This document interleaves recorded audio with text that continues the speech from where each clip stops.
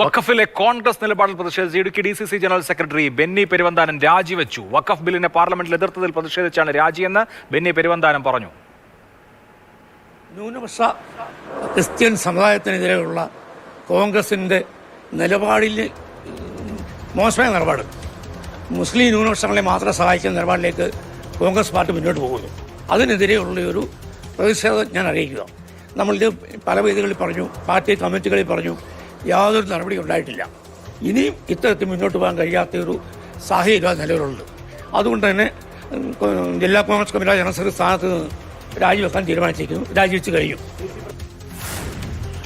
ജയൻ രാജു ചേരുന്നുണ്ടോ നമ്മോടൊപ്പം ഇടുക്കിയിൽ നിന്ന്? ജയന്, ഇത്തരമൊരു രാജി, പെരുവന്താനത്തിൻ്റെ രാജി വരുമ്പോൾ കോൺഗ്രസ് നേതാക്കൾ ഇതിനോട് എങ്ങനെയാണ് പ്രതികരിക്കുന്നത്? അദ്ദേഹത്തിൻ്റെ ഈ നിലപാടിന് സമാനമായ മനസ്ഥിതിയുള്ള മറ്റു കോൺഗ്രസ് ഭാരവാഹികൾ ഇടുക്കിയിൽ വേറെയും ഉണ്ടോ?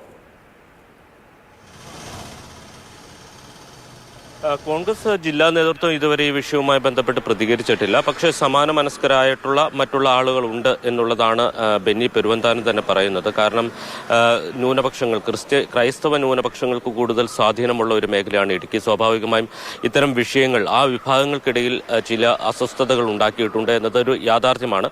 അപ്പോൾ ഇതുമായി ബന്ധപ്പെട്ട് കൂടുതൽ പേർ ഒരുപക്ഷെ വരും മണിക്കൂറുകളിൽ അല്ലെങ്കിൽ വരും ദിവസങ്ങളിൽ പ്രതികരിക്കാൻ സാധ്യതയുണ്ട്.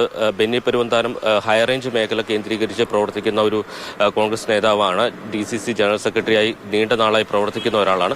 സ്വാഭാവികമായും നേതൃത്വത്തിൽ നിന്നാണ് ഒരു കൊഴിഞ്ഞുപോക്ക് ഉണ്ടായിരിക്കുന്നത്. അതിന്റെ അലയൊലികൾ തീർച്ചയായിട്ടും അണികൾക്കിടയിലും ഉണ്ടാകാനാണ് സാധ്യത. മാർഷൽ